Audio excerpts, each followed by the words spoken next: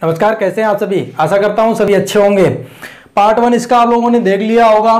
पाचन तंत्र का पार्ट 1 जो है उसके अंतर्गत हम लोगों ने क्या क्या डिस्कस किया था, एक बार थोड़ा रफली जो है हम लोग देख लेते हैं। सबसे पहले हमने क्या देखा कि पाचन प्रक्रिया जो है मुंह से होती है। पाचन प्रक्रिया जो है 5 स्टेप में होती है, मैंने बताया था। सबसे पहले आपका पाचन अंतःग्रहण होता है, अंतःग्रहण के बाद में आपका पाचन होता है, फिर अवशोषण होता है, स्वांगीकरण होता है और अंत में क्या कर रहे थे, मल परित्याग कर रहे थे। ठीक है। और इसके अलावा हम लोग 3 प्रकार की चीजें खाते हैं, कार्बोहाइड्रेट, प्रोटीन और वसा जो है इनको लेते हैं। और इन चीजों को जो है हमारा शरीर जो है, हमारी सेल्स जो है कार्बोहाइड्रेट को ग्लूकोज के रूप में, प्रोटीन को अमीनो अम्ल के रूप में और जो आपका वसा जो होता है उसको ग्लिसरॉल के रूप में जो है एक्सेप्ट करता है। ये चीजें यहां तक हम लोगों ने पढ़ लिया था।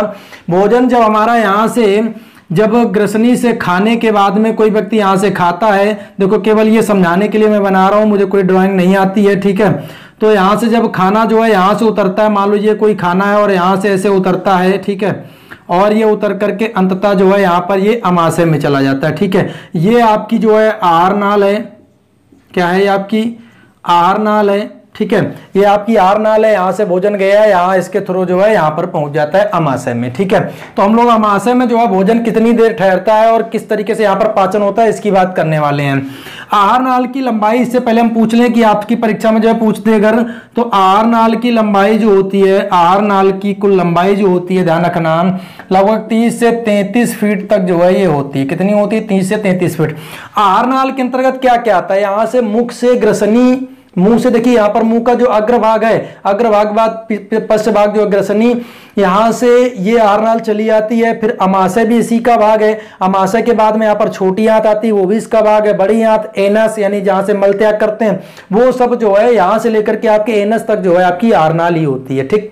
अर्थात हम कह लें कि अमाशय भी जो है आहार नाल का ही हिस्सा है। ये बात आप याद रखिएगा। एक क्वेश्चन हम आपसे पूछते हैं कि आपने देखा होगा शाकाहारी होते हैं, शाकाहारी होते हैं, ठीक है, और मांसाहारी होते हैं। एक क्वेश्चन आपसे पूछा जाता है कि शाकाहारी की जो आहार नाल होती है उसकी लंबाई मांसाहारी की अपेक्षा ज्यादा होती है, ऐसा क्यों होता है? तो आप एक चीज याद रखना कि जो शाकाहारी लोग होते हैं उनकी आहार नाल की लंबाई अधिक होने का प्रमुख कारण है क्योंकि देखिए साग सब्जियों में क्या होता है, सेलुलोज होता है ना, उनकी जो सेल्स होती है सेलुलोज की बनी होती हैं और सेलुलोज को पचाने के लिए लंबी आहार नाल की आवश्यकता होती है, जबकि मांसाहार को पचाने के लिए लंबी आहार नाल की आवश्यकता नहीं होती। तो ये चीजें याद रखना। ठीक है। अगर आपसे पूछ दें कि शाकाहारी और मांसाहारी में किसकी जो है आहार नाल लंबी होती है, तो शाकाहारी की लंबी होती है। क्यों होती है? सेलुलोज होता है और सेलुलोज को पचाने के लिए लंबी आहार नाल की आवश्यकता होती है। बस इतनी चीज आप याद रखेंगे। ठीक है। अब बात हम लोग करते हैं अमाशय की। अमाशय में हम लोग पाचन की बात कर रहे हैं। अमाशय में हम लोग पाचन की बात कर रहे हैं तो एक चीज ध्यान रखना, अमाशय जो है आपका ये है ना, अगर मान लो अमाशय को कुछ इस तरीके से अगर हम बना लें तो अमाशय में कुछ यहाँ पर सेल्स पाई जाती हैं और ग्रंथियां भी जो यहाँ पर कुछ इस तरीके से जो यहाँ पर जो है पाई जाती हैं। यहाँ पर कुछ सेल्स पाई जाती हैं, कुछ ग्रंथियां जो है यहाँ पर पाई जाती हैं। तो ये सेल्स जो होती है कौन सी होती हैं? एक तो यहाँ पर जो है पाई जाती है उपकला कोशिका पाई जाती है, उपकला कोशिका पाई जाती है, उपकला कोशिका। उपकला कोशिका के बाद में यहां पर ऑक्जेंटिक सेल पाई जाती हैं, ऑक्जेंटिक सेल, ऑक्जेंटिक कोशिका पाई जाती हैं इसके अंदर। ठीक है। ऑक्जेंटिक कोशिका के बाद में यहां पर तीसरे नंबर पर पाइलोरिक ग्रंथियां पाई जाती हैं। पाइलोरिक क्या पाई जाती हैं? पाइलोरिक ग्रंथियां पाई जाती हैं इसके अंदर। ठीक है। यहां पर जो है इसमें पाइलोरिक ग्रंथियां भी पाई जाती हैं। ठीक है। और इन्हीं पाइलोरिक ग्रंथियों से जो है जठर रस निकलता है। कौन सा रस निकलता है? ध्यान रखना, इन्हीं पाइलोरिक ग्रंथियों से जो है जठर रस निकलता है। जठर रस से जो है 2 एंजाइम निकलते हैं, रेनिन व पेप्सिन, जो कि यहाँ पर प्रोटीन के पाचन में सहायक होते हैं। जैसे हमने बताया था कि मुंह में जो है आपका एमाइलेज यानी टाइलिन और माल्टेज जो है निकलता था, जो कि कार्बोहाइड्रेट का पाचन शुरू करता था, और यहाँ पर जो है पहली बार जो है अब आपका प्रोटीन का जो है पाचन शुरू हो रहा है। क्वेश्चन अगर पूछ ले कि मानव शरीर में प्रोटीन की पाचन की प्रक्रिया सबसे पहले कहां शुरू होती है, तो अमाशय में होती। बात आप याद रखना। ठीक है। अब देखिए हम लोग बात कर रहे हैं कि जो आपकी पाइलोरी ग्रंथियां होती हैं इनसे निकलता है जठर रस। ठीक है, क्या निकलता है? जठर रस। जठर रस की जो है यहाँ पर आपसे मात्रा पूछ लेगा तो लगभग 1.5 से 2 लीटर जो है लगभग ये जठर रस जो है प्रतिदिन निकलता है। अगर इसके पीएच मान की बात करें कि जठर रस का पीएच मान कितना, तो 1.5 से लेकर के ये 3.5 तक जो है इसका पीएच मान जो है हो सकता है। ठीक है, जठर रस का पीएच मान जो है 1.5 से लेकर के 3.5 तक हो सकता है, अर्थात ये अम्लीय होता है। ठीक है, कैसा होता है? अम्लीय होता है।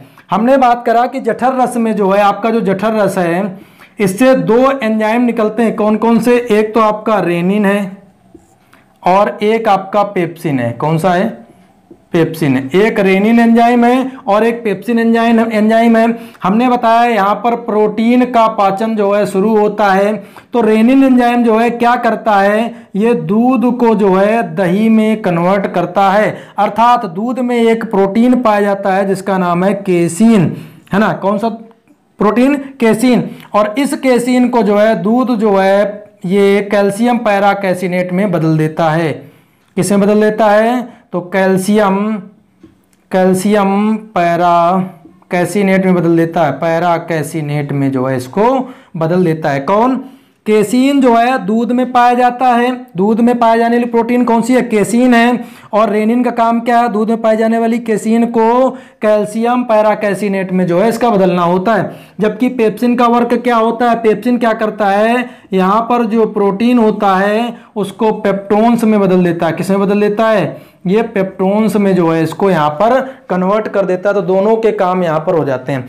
इसके अलावा जो आपका अमाशय होता है ना, अमाशय में एक HCl यानी हाइड्रोक्लोरिक अम्ल जो है निकलता है। हाइड्रोक्लोरिक अम्ल का कार्य क्या है ये समझ लेते हैं। हाइड्रोक्लोरिक अम्ल जो है क्या करता है कि जो आपका रेनिन और पेप्सिन एंजाइम है ना, इस एंजाइम को, इन एंजाइमों को निकालने के लिए ये उत्तेजित करता है, अर्थात ये एंजाइम जो है एक्टिवेट नहीं होते हैं या ये निकले नहीं होते हैं।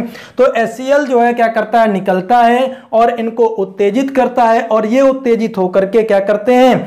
प्रोटीन का पाचन शुरू कर देते हैं। ठीक है, अब एक चीज समझ लो, अगर हम HCl के बारे में पूछ लें तो HCl का पीएच मान आपसे पूछा जा सकता है। HCl का पीएच मान जो है आप बता सकते हैं। तो इसका पीएच मान जो होता है अम्ल होता है, अर्थात 1 होता है, अर्थात ये कैसा होता है? अम्लीय होता है। ठीक है, HCl जो होता है हाइड्रोक्लोरिक अम्ल, और ये पाचन में जो है सहायक होता है। किसमें सहायक होता है?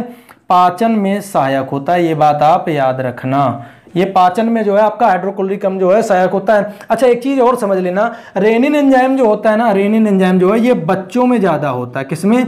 बच्चों में ज्यादा होता है। लेकिन बड़ों में जो है रेनिन एंजाइम जो है खत्म हो जाता है और उसके स्थान पर जो है HCl जो है निकलने लगता है। ठीक है, बड़ों में रेनिन एंजाइम की कमी पाई जाती है और बच्चों में जो है रेनिन एंजाइम जो है अधिक होता है, जिसके कारण देखा होगा कि बच्चे जो है दूध ही पीते हैं केवल, है ना? तो दूध पी करके ही वो मतलब अपना एनर्जी जो है प्राप्त करते हैं, तो उनमें रेनिन एंजाइम की अधिकता जो है होती है। ठीक है, एक चीज समझ लो, HCl जो होता है ना, HCl कई बार क्या होता है कि HCl अगर ज्यादा हमारे शरीर में निकल जाए, यानी एसिडिटी जो है ज्यादा जब बढ़ जाती है तो क्या होता है, कई बार हमारे पेट में छाले पड़ जाते हैं ना, पेट में स्टमक में जो है छाले पड़ जाते हैं। तो वो जो छाले होते हैं यानी एसिडिटी ज्यादा होने पर, एसिडिटी जो है जब ज़्यादा हो जाती है तो हमारे पेट में जो होता है क्या होता है? छाले पड़ जाते हैं। यहाँ पर क्या होता है? छाले पड़ जाते हैं, पेट में छाले पड़ जाते हैं। और ये जो छाले पड़ते हैं ना, तो ये छाले जो होते हैं एक बीमारी बन जाती है और इस बीमारी को क्या कहते हैं हम लोग? पेप्टिक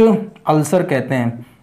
पेप्टिक अल्सर कहते हैं। क्या कहते हैं? Peptic ulcer. ठीक है, ठीक है, पेप्टिक अल्सर कहाँ होता है? आपका स्टमक में होता है, ध्यान रखना। यानी कि पेट के छालों को क्या कहते हैं? पेप्टिक अल्सर जो हम लोग कहते हैं, पेप्टिक अल्सर कहते हैं। अच्छा, HCl जो है कई बार क्या होता है, HCl की मात्रा जब अधिक जो है, HCl जब है अधिक जो है निकल जाता है, HCl जो जब ज़्यादा निकल जाता है तो ऐसी स्थिति में क्या होता है? छाले हो जाते हैं, है ना? एसिडिटी बढ़ जाती है और छाले हो जाते हैं। तो हमारे शरीर में जो है आपके पास में उपकला सेल्स हैं, उपकला कोशिकाएं हैं। उपकला कोशिकाओं से एक पिगमेंट निकलता है जिसको म्यूकस कहते हैं। क्या कहते हैं? म्यूकस कहते हैं। और ये म्यूकस क्या करता है? HCl को न्यूट्रलाइज कर देता है, अर्थात HCl की मात्रा जब अधिक निकलती है तो उसको न्यूट्रल करने का कार्य कौन करता है? म्यूकस करता है। और ये म्यूकस कहाँ से निकलता है? उपकला कोशिका से जो है निकलता है। ठीक है, तो ये चीज़ें हम लोगों ने समझी। इसके अलावा एक चीज़ और पूछी जा सकती है कि जब हमारे मुंह में भोजन होता है, मुंह में जब भोजन होता है तो उसको हम क्या कहते हैं, तो ध्यान रखना उसको बोलस कहा जाता है। क्या कहा जाता है? बोलस कहा जाता है। जब मुंह में भोजन होता है उसको बोलस कहते हैं, मुंह में जब भोजन होता है तो उसको बोलस कहते हैं। और जब ये आपका कहाँ पहुँच जाता है? अमाशय में। अमाशय में जब भोजन पहुंचता है तो उसको कायम कहते हैं। क्या कहते हैं? कायम कहा जाता है। अमाशय में जब भोजन पहुंचता है तो उसको हम क्या कहते हैं? कायम कहते हैं। ठीक है, तो इसके बाद में जो है हम जो है अगले वीडियो में पढ़ेंगे, लेकिन हम कुछ चीज़ें आपको बता देते हैं यहीं पर ऐसे ही। जो आपका यहाँ से जो भोजन है वो आपका सीधे छोटी आंत में चला जाता है, यानी अमाशय से भोजन जो है आपका छोटी आंत में चला जाता है। और छोटी आंत में जो है भोजन को पचाने के लिए दो प्रमुख अंग जो है वहाँ पर सहायता करते हैं, जिसमें से एक यकृत है और दूसरा जो है आपका पैंक्रियाज यानी अग्नाशय है। ठीक है, यकृत जो है वहाँ से आपका पित्तरस निकलता है और पित्तरस जो है आपका छोटी आंत में जब जाता है तो उसमें क्या कर देता है? वसा को छोटे छोटे टुकड़ों में काट देता है, जिसको पाइसीकृत कहते हैं या उसको एमल्सीफाइड कहते हैं। ठीक है, और इसके अलावा जो आपका अग्नाशय है, अग्नाशय जो आपकी एक मिश्रित ग्लैंड है, आपको पता होना चाहिए, और उससे हार्मोन्स और एंजाइम जो है दोनों निकलते हैं। तो अगले वीडियो में जो है हम इनको बहुत ही ढंग से पढ़ने वाले हैं। ये वीडियो आपको शुरू से लेकर के लास्ट तक देखना है, और अगर पसंद आए कि भैया मेहनत कर रहे हैं तो आप ना वीडियो को लाइक कर लो, चैनल को सब्सक्राइब कर लो और दोस्तों को शेयर कर दो। धन्यवाद।